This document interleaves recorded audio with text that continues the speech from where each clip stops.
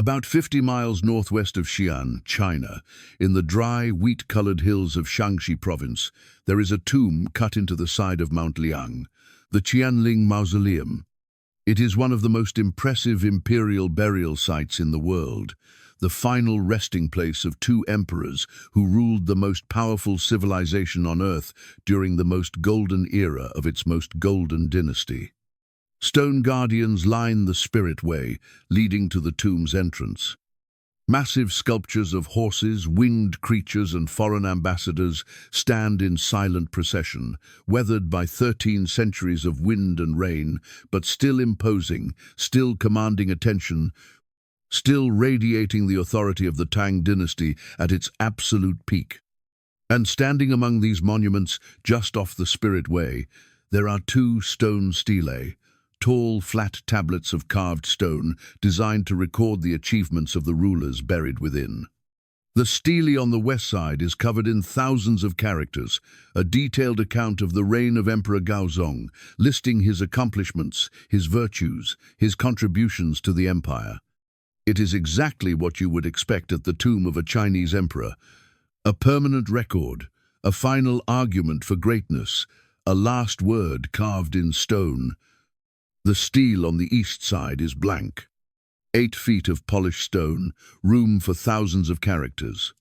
Space enough to record the achievements of a reign that lasted longer than most emperors managed, a reign that expanded Chinese territory, reformed Chinese government, transformed Chinese culture, and dominated the most sophisticated civilization on the planet for half a century. Space enough for all of that and more. And it says nothing, not a single character, not a single word, not a single mark, except the scratches left by 13 centuries of weather and the graffiti of later visitors who couldn't resist adding their own opinions to a surface that its owner had deliberately left empty. The blank stele belongs to Wu Zetian, the only woman in 4,000 years of Chinese history to rule as emperor in her own right, not as regent, not as power behind the throne, not as temporary placeholder for a male heir. Emperor. The title that Confucian philosophy declared could only belong to a man because heaven itself had decreed that women were subordinate to men in every sphere of existence, political, spiritual, intellectual, and moral. Wu Zetian held that title for 15 years.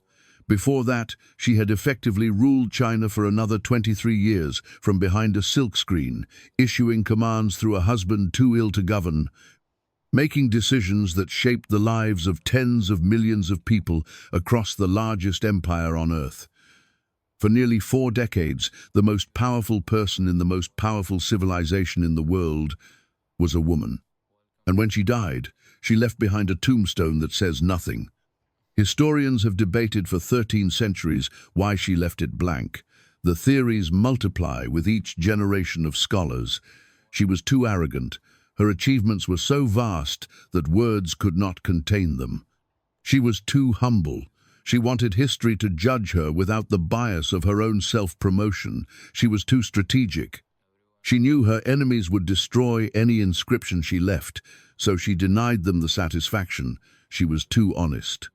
She knew that the truth of her reign, the brilliance and the brutality, the reform and the terror, the liberation and the murder, couldn't be reduced to a list of accomplishments carved in stone. Maybe it was all of those things. Maybe it was none of them. Maybe the blank stone is the most honest statement any ruler has ever made.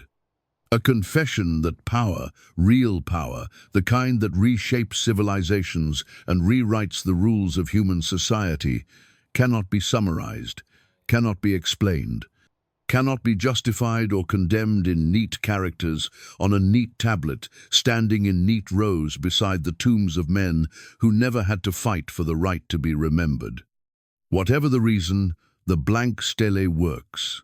1,300 years after Wu Zetian's death, people still stand in front of it and argue about what should be written there. 1,300 years later, she is still the most controversial ruler in Chinese history. 1,300 years later, the woman who held the dragon throne is still controlling the conversation, still forcing people to take positions, still refusing to make it easy for anyone to categorize her as hero or villain. That is the most powerful thing about Wu Zetian, not her armies, not her reforms, not her secret police. The fact that she understood, at the end of a life spent manipulating every person and every system she touched, that the ultimate manipulation was silence. Give them nothing.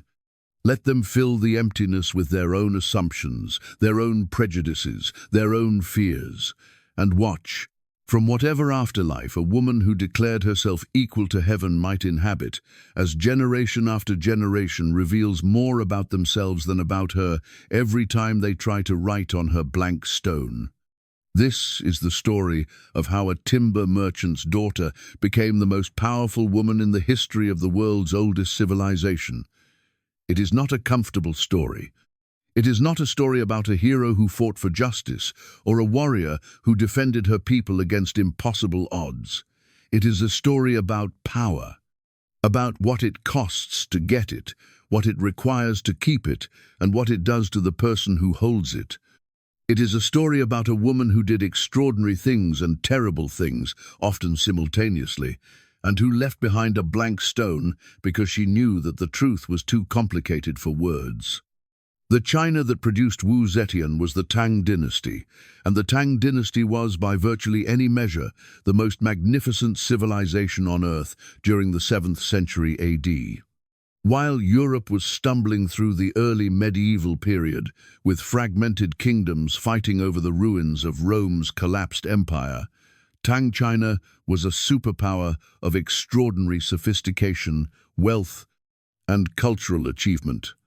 The Tang capital of Chang'an, modern Xi'an, was the largest city in the world. Its population exceeded 1 million people at a time, when London held perhaps 10,000.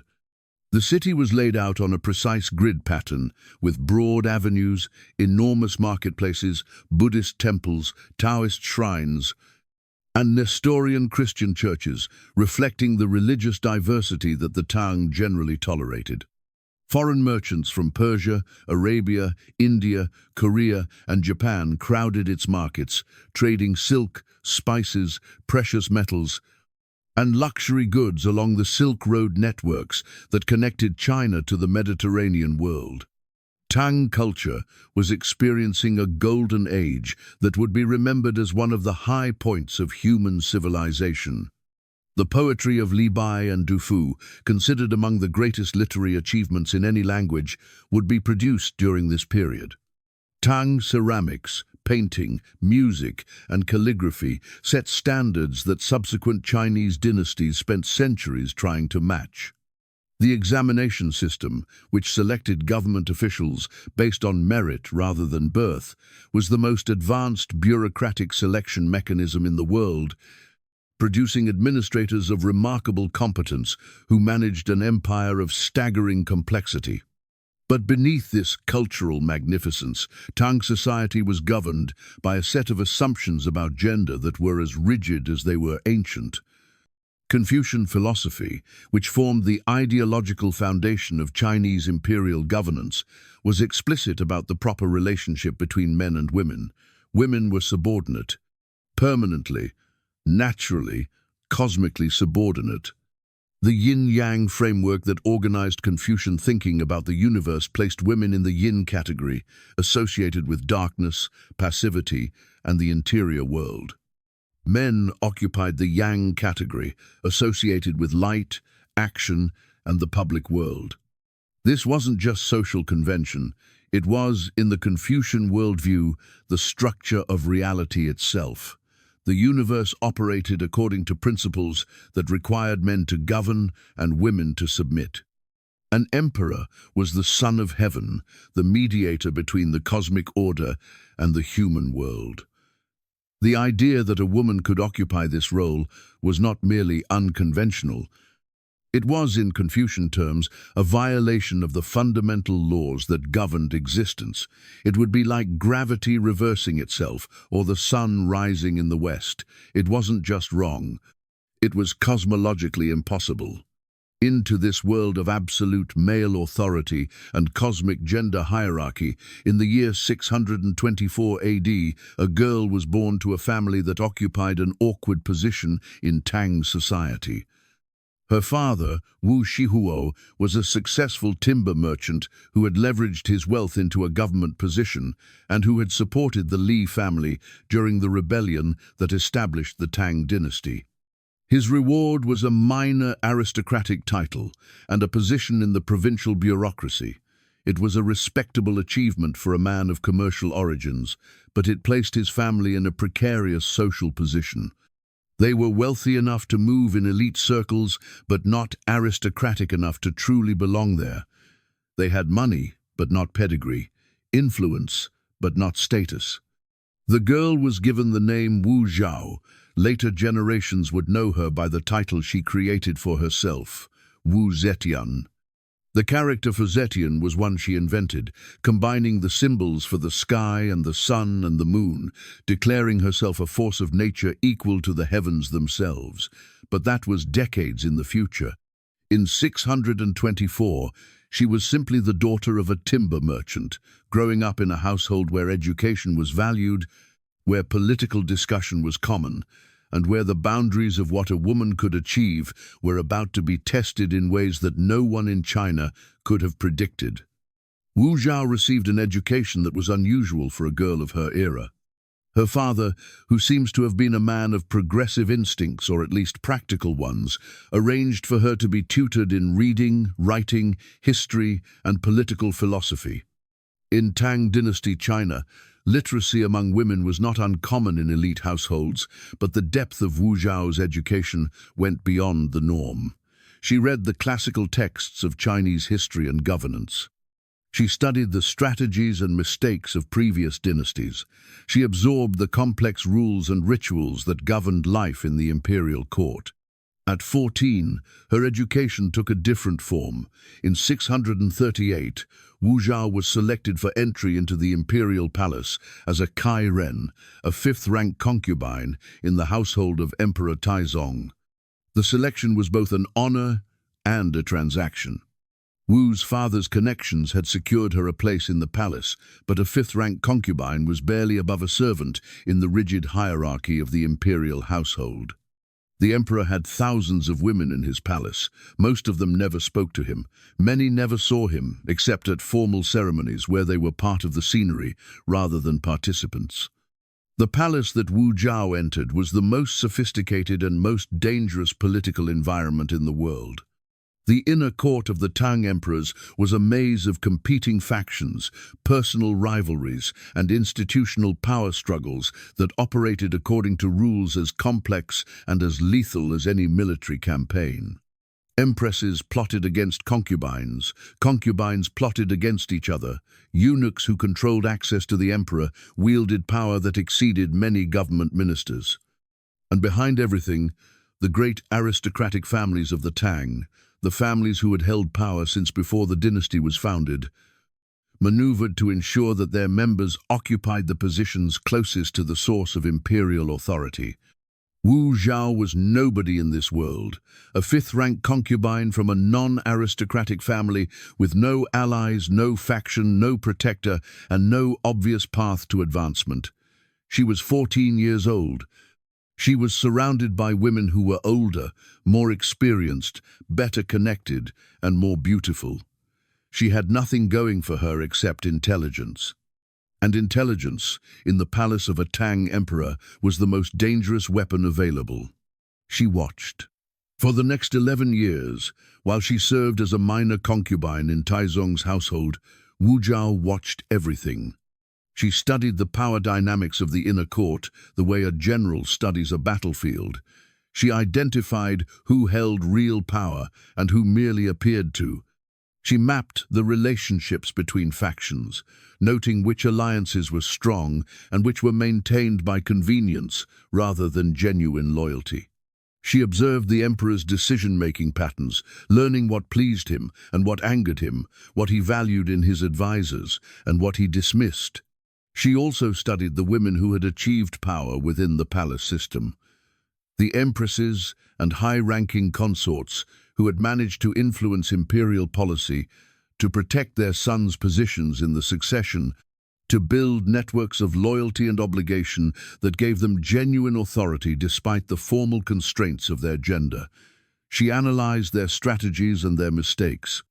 She catalogued the approaches that worked and the ones that led to disgrace, exile, or death. Emperor Taizong, by most accounts, barely noticed her. He was one of the most capable rulers in Chinese history, a military genius who had helped his father conquer the empire and who governed with an energy and intelligence that set standards for all subsequent Tang emperors. He had important things to think about. A fifth-rank concubine from a timber merchant's family was not one of them. There is one story from Wu Zhao's time as Taizong's concubine that later historians preserved because it reveals, in a single incident, the character that would eventually reshape Chinese history. Emperor Taizong had acquired a magnificent horse, a wild stallion of exceptional beauty and spirit that no one in the imperial stables could break. The emperor mentioned the problem in the presence of his court, including his concubines. The horse was too valuable to destroy, but too dangerous to ride. Wu Zhao spoke up. According to the account, she said something that silenced the room. "Give me 3 things and I will tame this horse. An iron whip, an iron hammer, and a dagger. First, I will whip it. If it does not submit, I will strike its head with the hammer. If it still does not submit, I will cut its throat. A creature that cannot be controlled has no value, no matter how beautiful it is." The room went quiet. A 14-year-old concubine had just described, in the metaphorical language that Tang court culture valued, a philosophy of power that most of the men in the room wouldn't have dared to articulate so bluntly.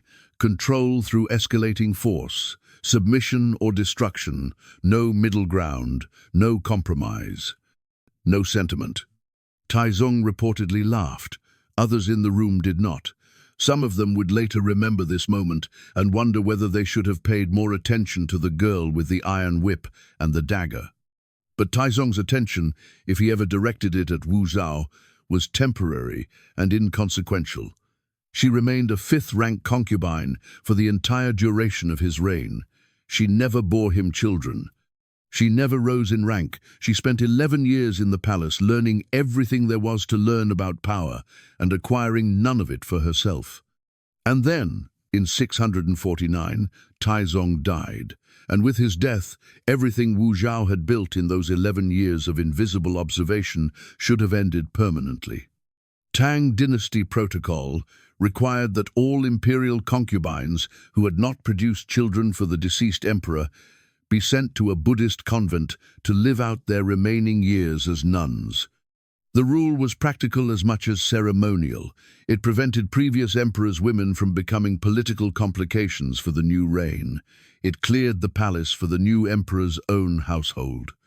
And it disposed of potentially hundreds of women by placing them in an institution where they would be effectively removed from political life permanently.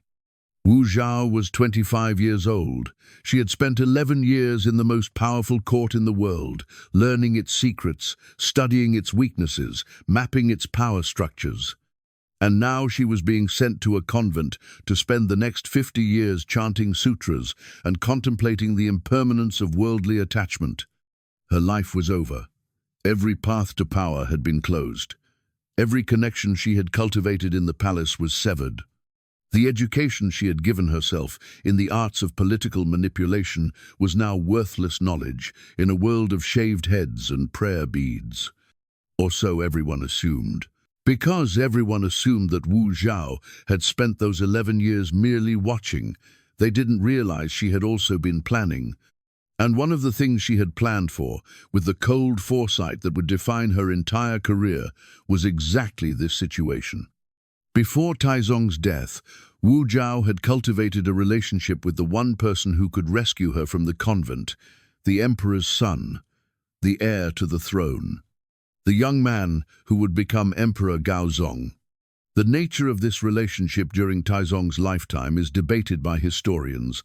Some sources suggest a genuine romantic connection that developed while Gaozong visited the palace as crown prince.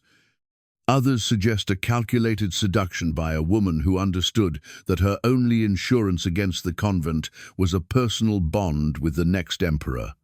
The truth probably contains elements of both. But what matters is the result.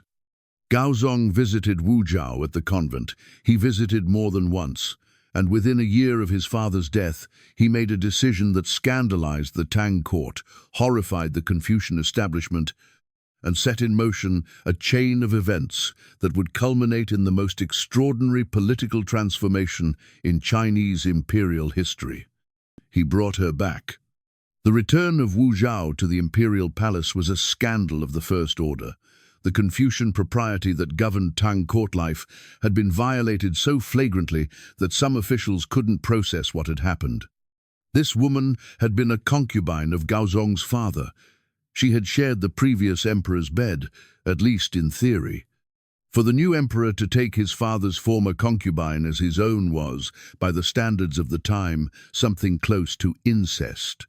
It violated filial piety, the foundational Confucian virtue that governed the relationship between father and son.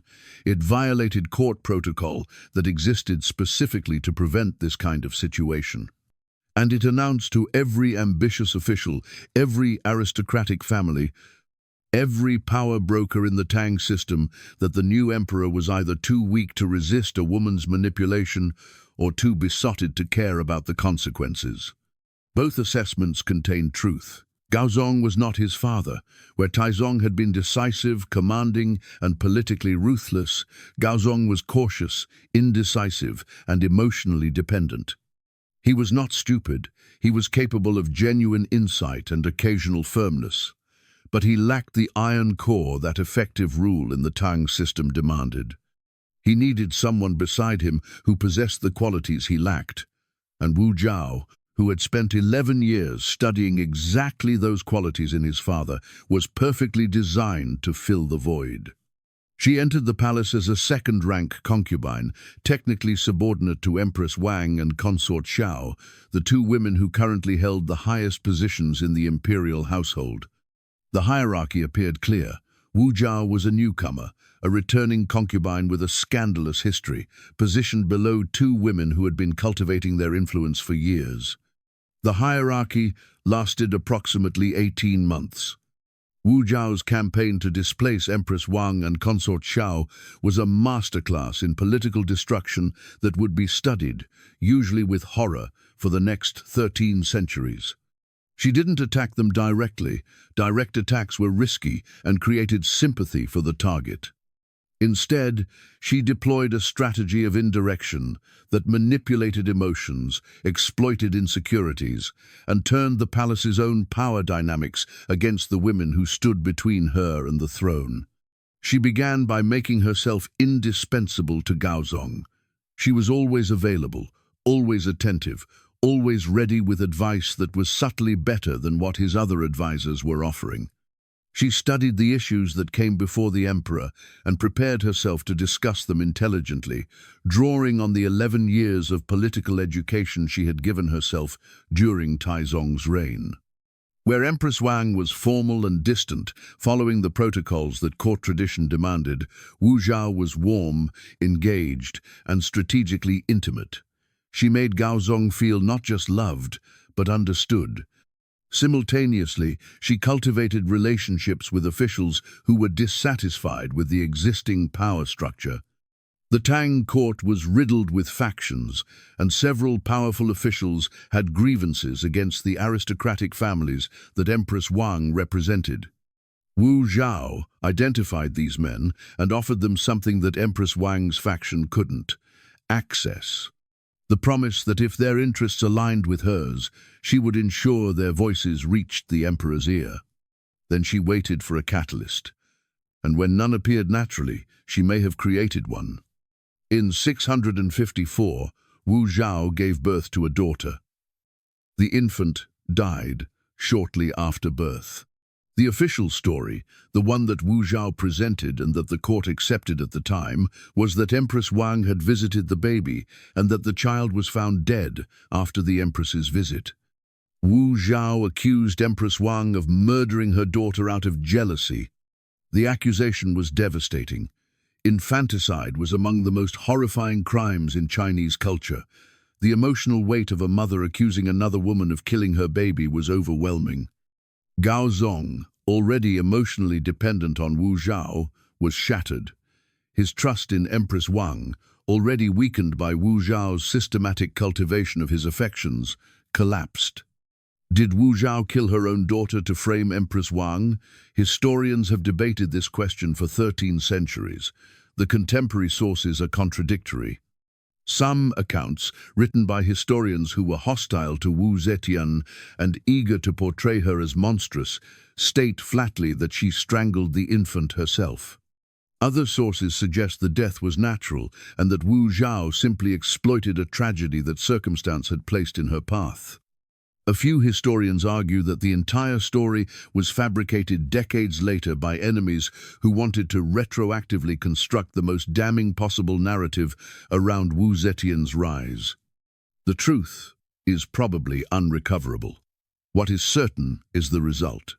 Gaozong began proceedings to depose Empress Wang. The court erupted.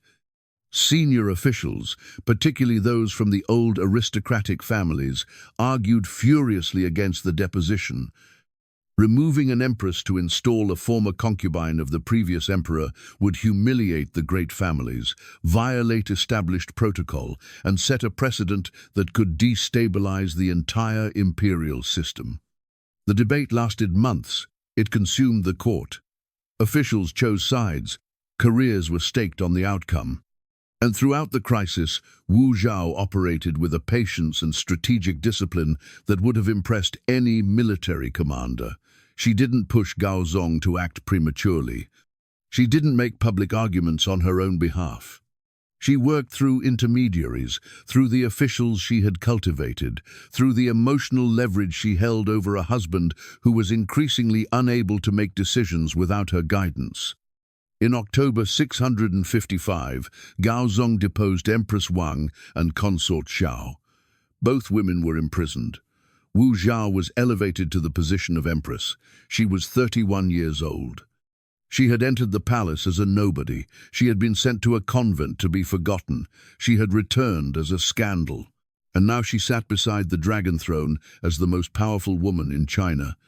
The fates of Empress Wang and consort Xiao serve as the first clear demonstration of the ruthlessness that would characterize Wu Zhao's exercise of power for the next 5 decades. The two women were initially imprisoned in a remote section of the palace. They were alive. They were politically neutralized. They posed no further threat. A magnanimous ruler would have left them there, forgotten but breathing, a problem solved without bloodshed. Wu Zhao was not magnanimous. According to the historical accounts, she ordered both women mutilated and killed. The descriptions of their deaths, recorded by historians who may have been embellishing for political purposes, but who were drawing on court records and contemporary testimony, are graphic enough to disturb even readers accustomed to the routine violence of Chinese imperial politics. Their hands and feet were cut off. They were placed in wine jars. They died slowly. Wu Zhao reportedly said of her fallen rivals, "Now these two witches will feel the wine's intoxication deep into their bones."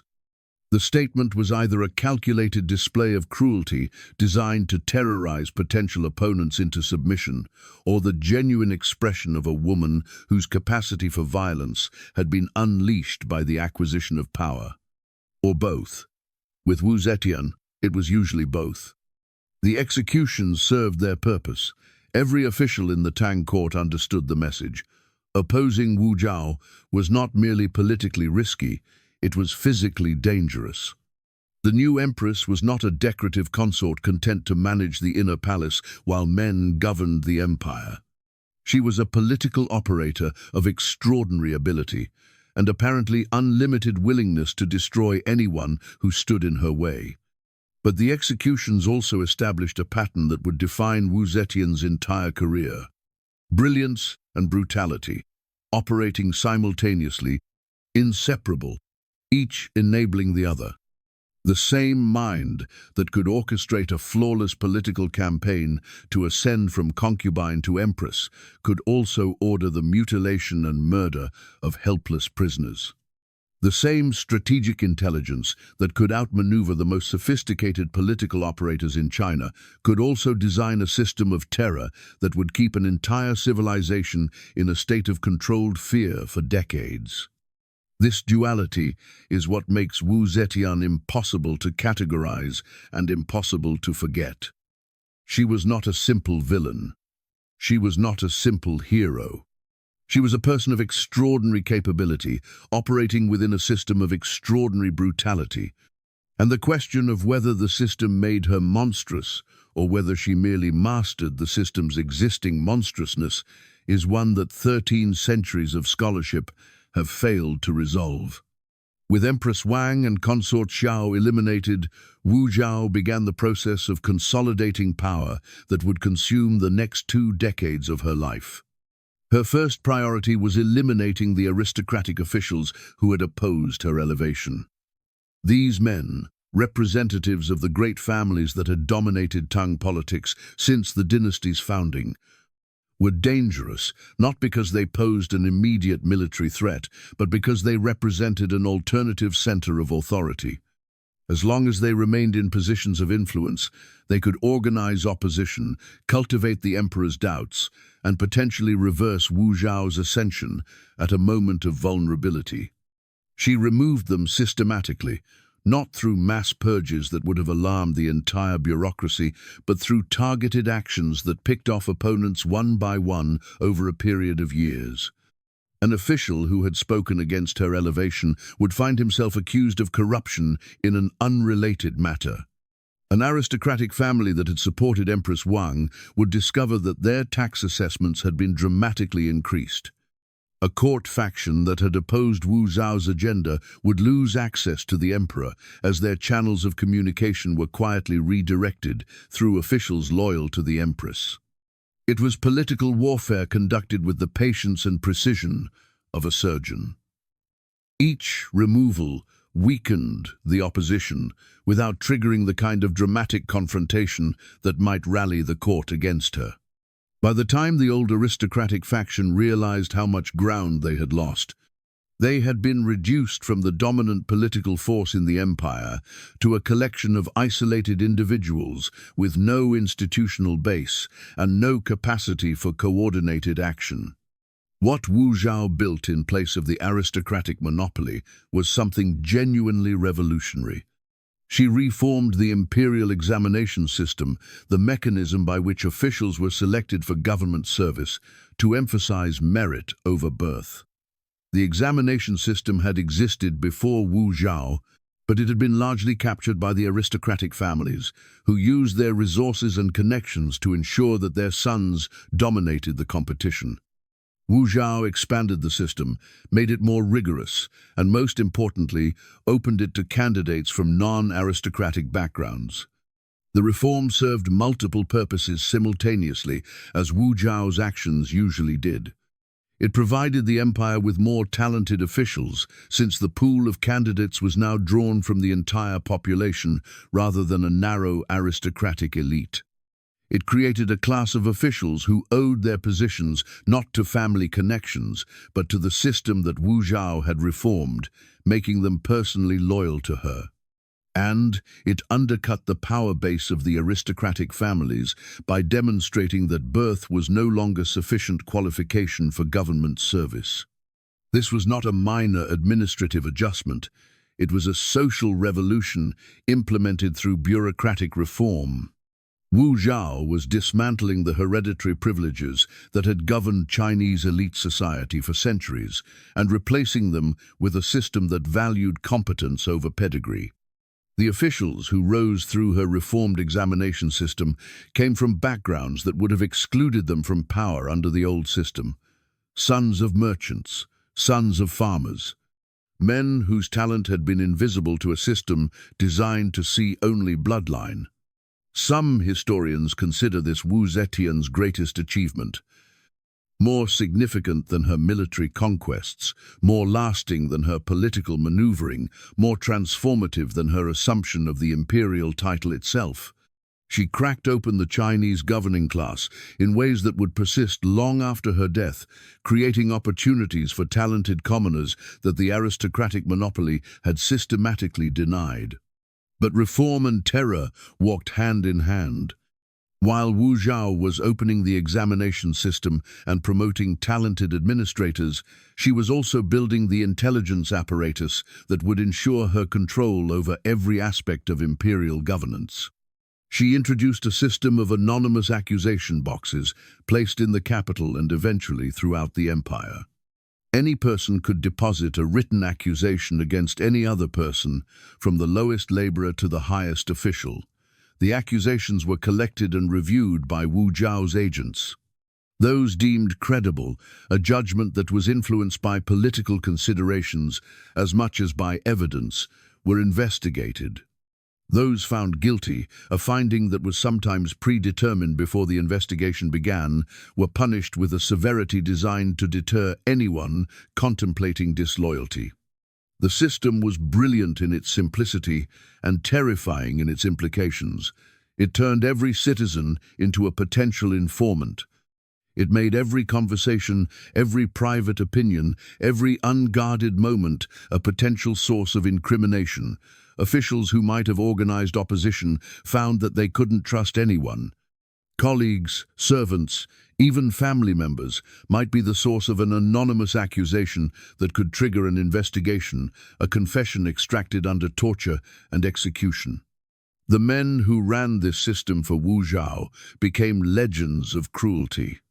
Lai Junqian and Zhou Xing, her most notorious investigators, developed interrogation techniques that were so effective and so horrifying that their methods became proverbial in Chinese culture.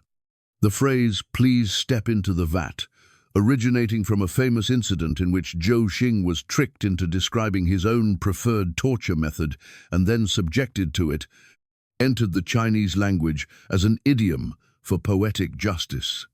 Hundreds of officials were accused, investigated, and destroyed by the secret police during Wu Zhao's decades in power. Some were genuinely disloyal, others were simply inconvenient. A few were random victims of a system that generated accusations faster than any investigative apparatus could process them with accuracy. The terror was real, the fear was pervasive. And the result was a court in which no one dared to challenge Wu Zhao's authority because the cost of opposition was too terrible and too unpredictable to risk. Modern assessments of Wu Zetian's use of terror are complicated by context. Every Tang emperor used violence to maintain power. Taizong himself had seized the throne by murdering his own brothers at the Xuanwu Gate incident in 626, one of the bloodiest succession crises in Chinese history. Imperial politics in Tang China was a contact sport where losers frequently lost their heads along with their positions. Wu Zetian's secret police were more systematic than anything her predecessors had deployed, but the underlying principle that political power was maintained through the credible threat of violence was as old as the Chinese imperial system itself. What made Wu Zetian's use of terror distinctive was not its brutality, but its efficiency. She didn't kill randomly, she killed strategically. Every purge served a political purpose. Every investigation targeted an individual or a faction whose removal strengthened her position. The terror was a tool, wielded with the same cold precision that characterized everything Wu Zetian did. And like all her tools, it worked. Meanwhile, as Wu Zhao consolidated her domestic position through reform and repression, a medical crisis was transforming the formal structure of imperial power in ways that served her ambitions perfectly. Emperor Gaozong's health was deteriorating. The exact nature of Gaozong's illness is debated by medical historians. Contemporary accounts describe severe headaches, visual disturbances, and episodes of incapacitation that left the emperor unable to conduct business for days or weeks at a time. Modern diagnoses have suggested stroke, severe hypertension, or a brain tumor. Whatever the cause, the effect was clear. By the early 660s, Gaozong was increasingly unable to fulfill the daily demands of imperial governance. The court needed someone to govern in his place. And Wu Zhao, who had spent years positioning herself as her husband's most trusted advisor, most capable administrator, and most indispensable political partner, was the obvious choice. She began what Chinese historians call Chulian Tingzheng, ruling from behind the curtain. Physically, the arrangement was literal. A silk curtain was hung in the throne room, behind which Wu Zhao sat while court business was conducted. Petitioners addressed the emperor. The emperor, when he was present and capable, responded. When he wasn't, the voice from behind the curtain provided the answers. Everyone knew who was behind the curtain. Everyone knew that the decisions being made bore the stamp of Wu Zhao's intelligence rather than Gaozong's. But the fiction was maintained because the alternative, openly acknowledging that a woman was governing the empire, was too threatening to the Confucian order that legitimized the entire imperial system. The curtain allowed everyone to pretend that propriety was being observed. The emperor was on the throne. His wife was merely assisting. Nothing to see here. Behind that curtain, Wu Zhao governed an empire of 60 million people, with an effectiveness that most of Gaozong's predecessors would have envied. She managed the complex bureaucracy that administered territories stretching from Korea to Central Asia. She directed military campaigns along the western frontier. She negotiated with the Turkish Khanates that threatened China's northern borders. She oversaw the judicial system, the tax collection apparatus, the diplomatic service, and the intelligence networks that kept her informed about conditions across the empire and the intentions of foreign powers. For 23 years, from behind a curtain, Wu Zhao was the emperor of China in everything but name. And in 690, she decided that it was time to remove the curtain. The decision to claim the imperial title openly was not impulsive. Wu Zhao had been preparing for it for decades, building the ideological, institutional, and political foundations that would make the impossible possible. Declaring herself emperor required more than political power. It required changing the way an entire civilization understood the relationship between gender and authority. It required rewriting the rules that 2,000 years of Confucian philosophy had declared permanent, natural, and divine. Wu Zhao began with religion. Confucianism was the problem. Its gender hierarchy was explicit, systematic, and embedded in every level of Chinese governance and social organization. A woman emperor was, in Confucian terms, a cosmic impossibility. The mandate of heaven, the philosophical framework that legitimized imperial rule, was granted to men because men occupied the yang position in the universal order. A woman claiming the mandate was like darkness claiming to be light. The category itself rejected the possibility. Wu Zhao couldn't destroy Confucianism. It was too deeply woven into the fabric of Chinese civilization.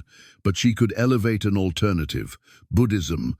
Buddhism had been present in China for centuries, but it had always existed in tension with Confucianism and Taoism, the indigenous philosophical traditions that dominated Chinese elite culture. Wu Zhao began systematically promoting Buddhism as a state ideology, funding temple construction, sponsoring Buddhist scholarship, and elevating Buddhist monks to positions of political influence. The motivation was partly genuine. Wu Zhao appears to have been a sincere Buddhist whose faith deepened throughout her life. But the political calculation was equally important. Buddhism's view of women was fundamentally different from Confucianism's. Buddhist doctrine acknowledged that women could achieve enlightenment. Buddhist texts included female bodhisattvas and goddesses who wielded cosmic power. And most critically for Wu Zhao's purposes, Buddhist scripture contained a specific prophecy about a female wheel-turning monarch, a woman who would rule a great empire and bring an age of peace and prosperity. Wu Zhao's scholars found this prophecy and promoted it aggressively. The Great Cloud Sutra, a Buddhist text that described a female sovereign who would rule with divine authority, was circulated throughout the empire. Wu Zhao's propagandists drew explicit parallels between the prophesied female monarch and Wu Zhao herself. The message was clear. Her rule wasn't a violation of cosmic order. It was the fulfillment of divine prophecy. Heaven hadn't made a mistake. Heaven had planned this. The campaign was sophisticated and multi-layered. Buddhist temples were ordered to display the Great Cloud Sutra prominently. Scholars were commissioned to write commentaries, connecting the prophecy to contemporary events. Officials were encouraged to submit memorials, declaring that auspicious omens, unusual natural phenomena that Chinese political culture interpreted as signs of heaven's approval, had been observed throughout the empire, confirming that the cosmic order supported Wu Zhao's ascension.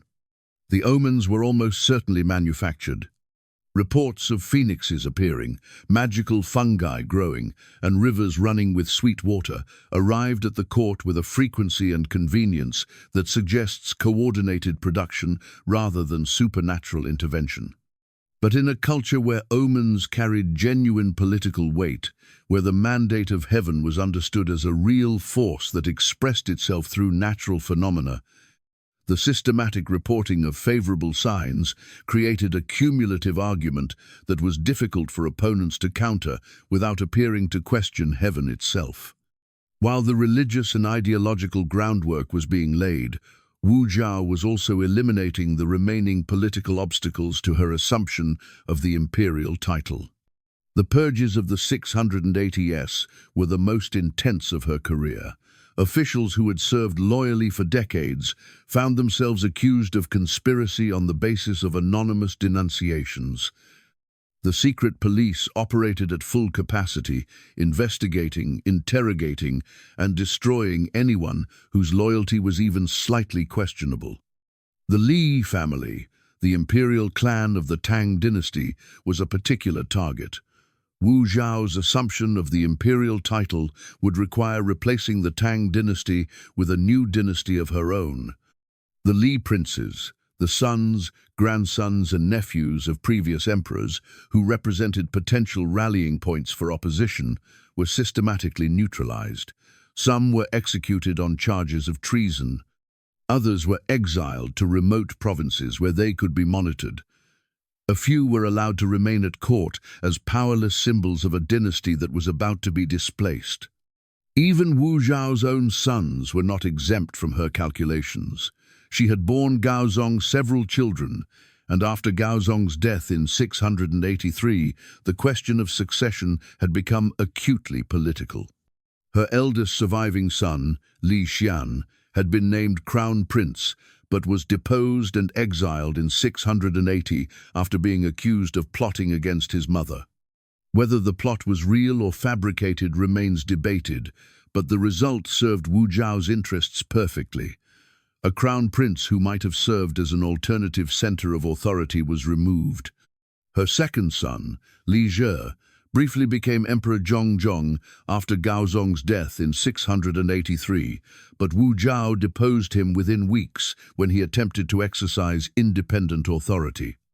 Her third son, Li Dan, was installed as Emperor Ruizong, but under conditions that made his position purely ceremonial.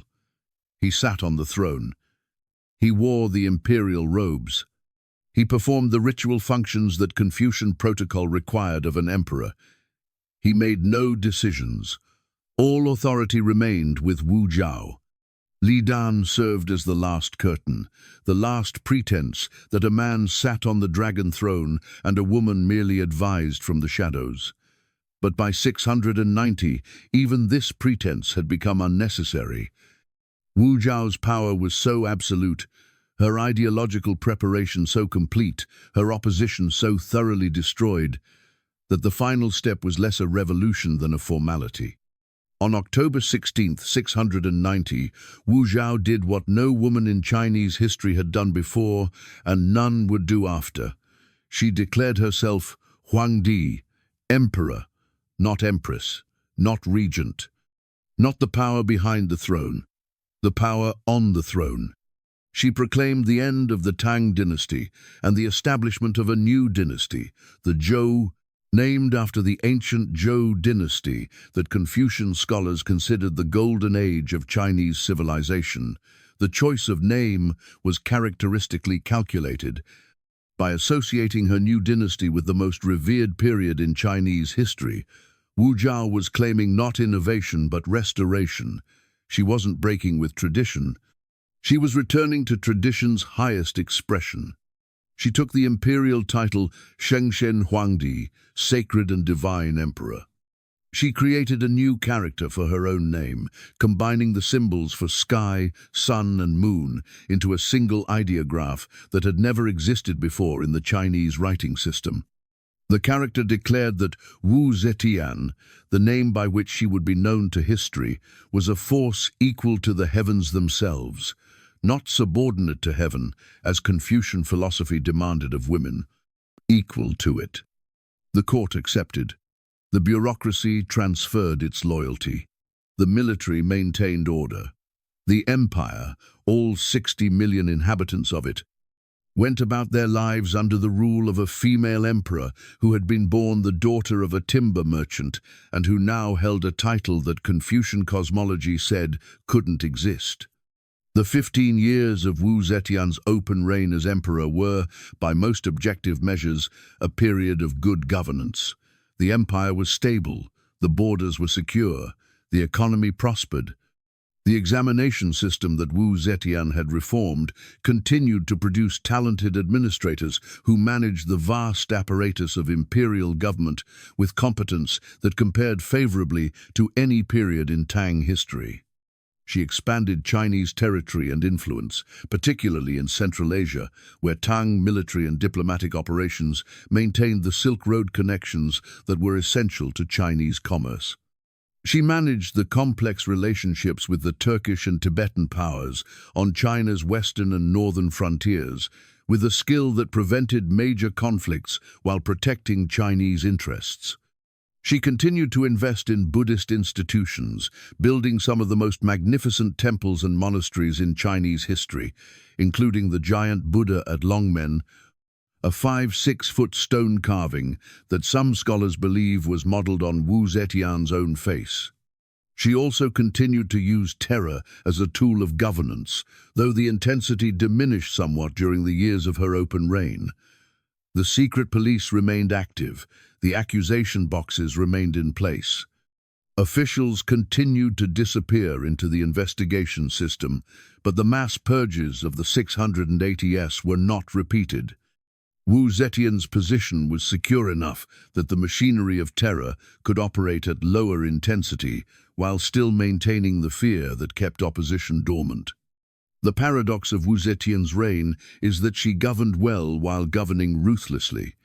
The empire prospered under a ruler who had achieved power through manipulation, maintained it through terror, and exercised it with a competence that made the moral questions surrounding her methods genuinely difficult to resolve.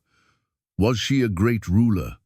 By the metrics that matter, stability, prosperity, territorial integrity, administrative competence, the answer is difficult to deny. Was she a moral ruler? By any ethical framework, the answer is equally difficult to affirm. She was both. She was neither. She was something that categories can't quite contain, which is perhaps the real reason she left her tombstone blank. But time, the one force that no amount of political genius can manipulate, was working against her. By the early 700s, Wu Zetian was in her late 70s. The extraordinary energy that had sustained her through 5 decades of political warfare was finally diminishing. The mind that had outmaneuvered every opponent the Tang system could produce was beginning to lose its edge. And into the space created by her declining capacities, a new influence entered that would prove to be her undoing. The Zhang brothers, Zhang Yizhi and Zhang Changzong, young, handsome, charismatic, and possessed of the specific kind of charm that appeals to powerful people in their declining years. They became Wu Zetian's favorites, her constant companions, and increasingly her gatekeepers. Access to the aging Empress flowed through the Zhang brothers. Decisions that Wu Zetian might once have made with cold precision were now influenced by young men whose primary qualifications were their appearance and their willingness to tell an old woman what she wanted to hear. The court watched with growing alarm. The Zhang brothers weren't just personal favorites, they were accumulating political power. They intervened in appointments, they influenced judicial decisions. They used their access to the Empress to advance allies and punish enemies. They behaved in the assessment of multiple contemporary observers as though they were the ones ruling the empire. Wu Zetian's own children, the Li princes who had survived their mother's decades of political manipulation, saw the Zhang brothers as both a personal insult and a political opportunity. The brothers' influence demonstrated that their mother's judgment was failing, and if her judgment was failing, the moment to act was approaching. The coup, when it came, was swift and ruthless in a way that Wu Zetian herself might have admired under different circumstances. On February 20th, 705, a group of senior officials led by the Chancellor Zhang Jianzhi, acting in coordination with Crown Prince Li Xi'an, who had been restored to the succession, entered the palace with armed guards. They found the Zhang brothers first. Both were killed immediately, dragged from the Empress's quarters and executed in the palace courtyard. The speed of their death suggests that the conspirators understood the brothers were the immediate threat, the barrier between them and the Empress whose removal was their ultimate objective. Then they came for Wu Zetian. The accounts of Wu Zetian's final moments of power vary in their details but agree on their essential character.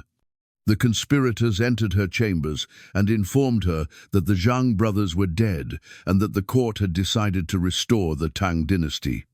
Her son, Li Xi'an, would resume the throne as Emperor Zhongzhong. Her dynasty, the Zhou, was over. Her reign was finished. Wu Zetian was 80 years old. She was ill. She was isolated, her closest companions having been murdered minutes earlier. She was surrounded by armed men who had already demonstrated their willingness to kill. She had no allies in the room, no faction to call upon, no lever of power remaining to pull. According to the most detailed account, she looked at the men who had come to end her reign and asked a single question: who is behind this? When she was told it was Chancellor Zhang Jianzhi, she reportedly nodded. A capable man, she said. I should have dealt with him years ago.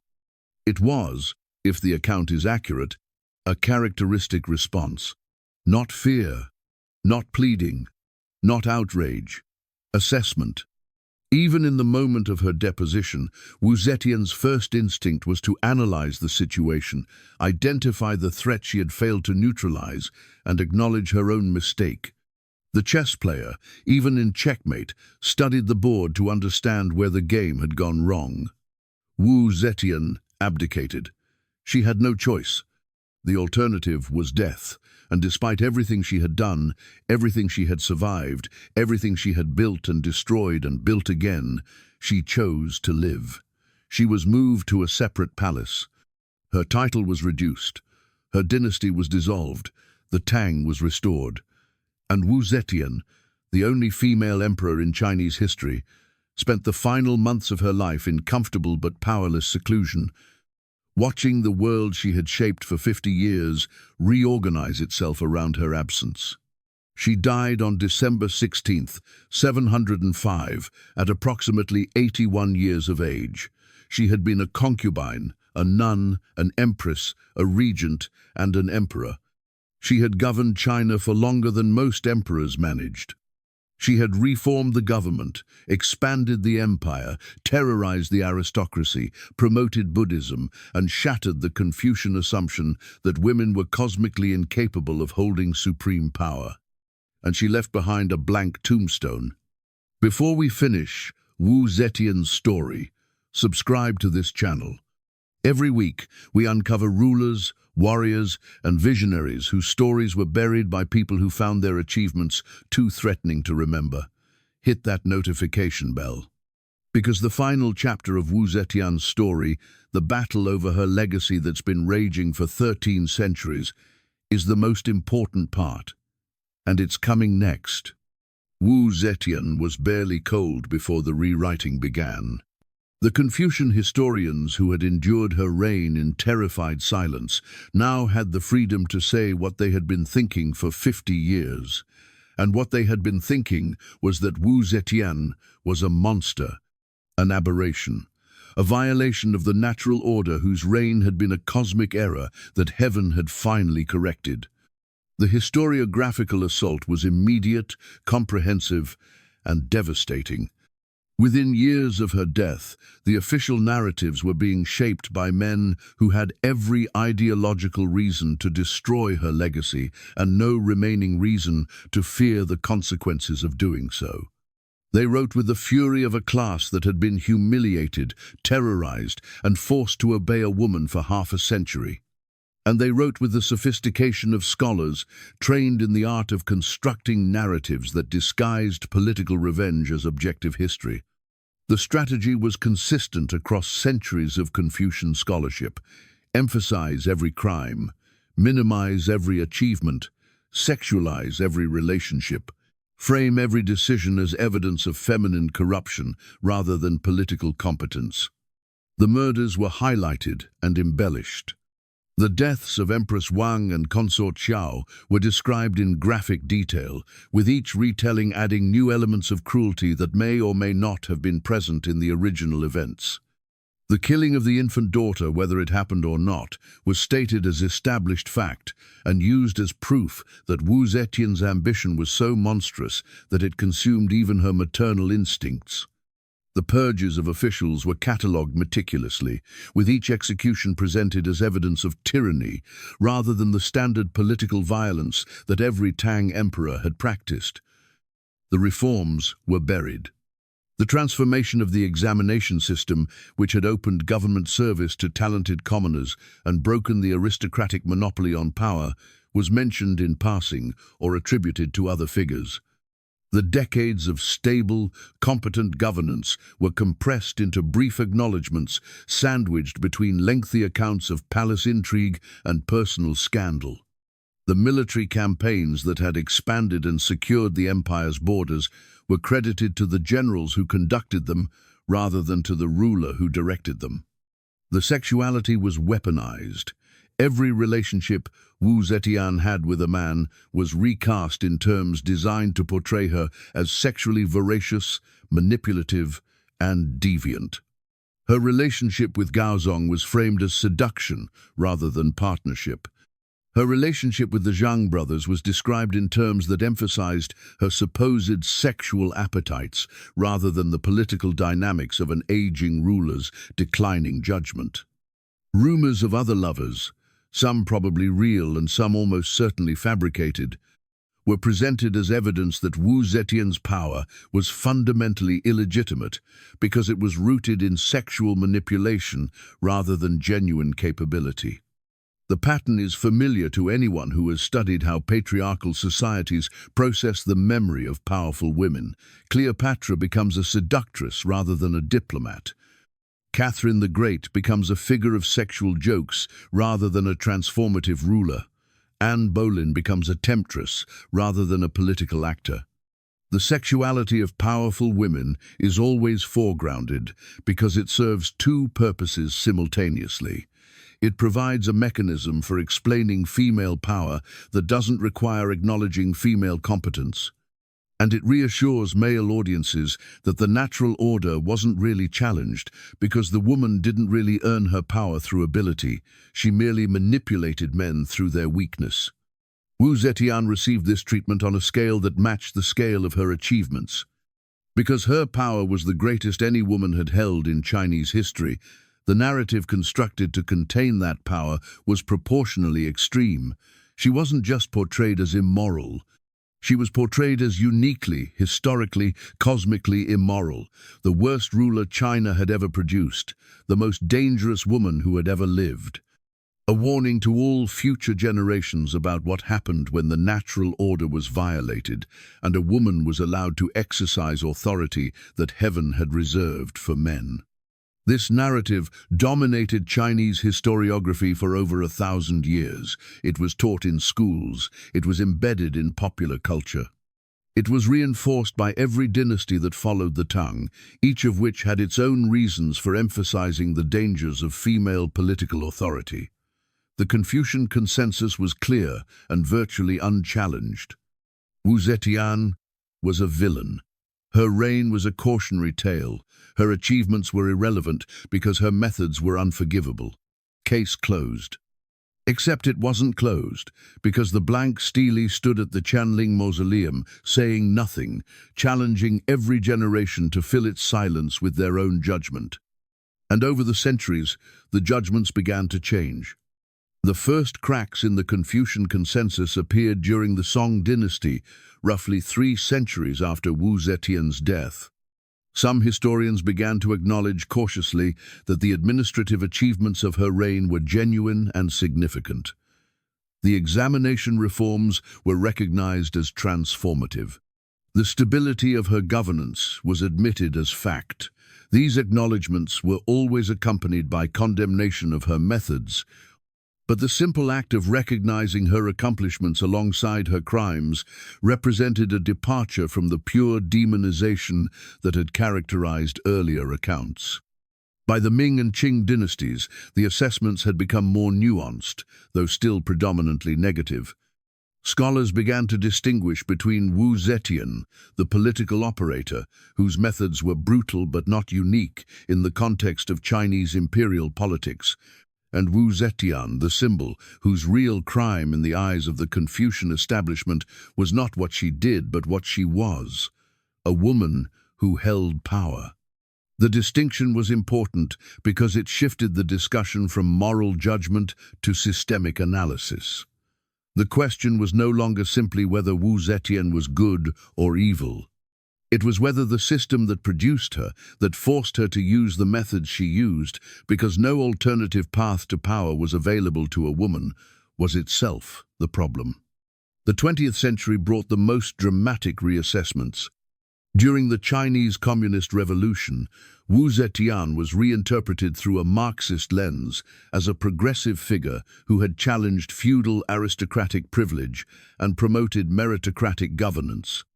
Mao Zedong himself reportedly admired her, seeing parallels between her assault on the hereditary elite and his own class revolution.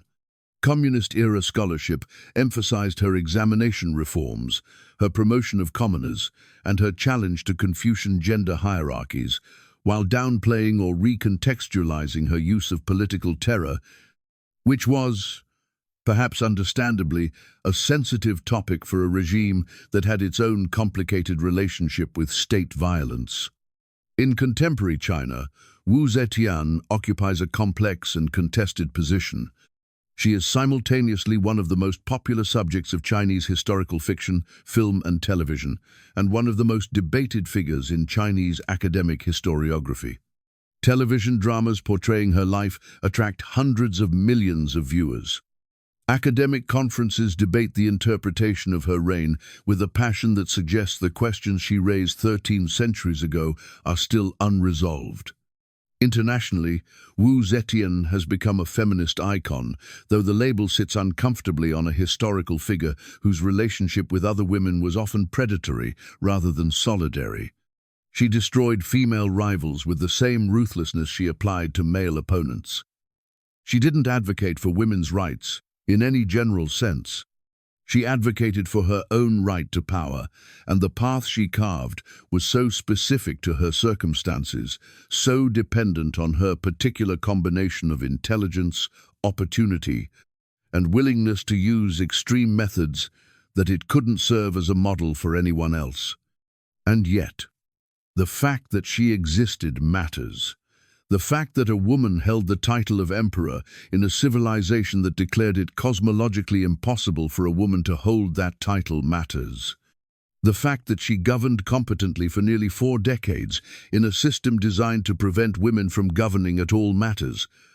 The fact that the empire she ruled was stable, prosperous, and secure during her tenure matters, not because these facts make her a good person, but because they demolish the argument that was used to exclude every other woman from power for the next 13 centuries. The argument that women couldn't do it. Wu Zetian proved they could. She proved it with blood and brilliance and terror and reform and poetry and murder and administrative genius and calculated cruelty. She proved it in the most dramatic way possible, by doing it herself, in the face of every institutional, philosophical, and cultural force that existed to prevent exactly what she achieved.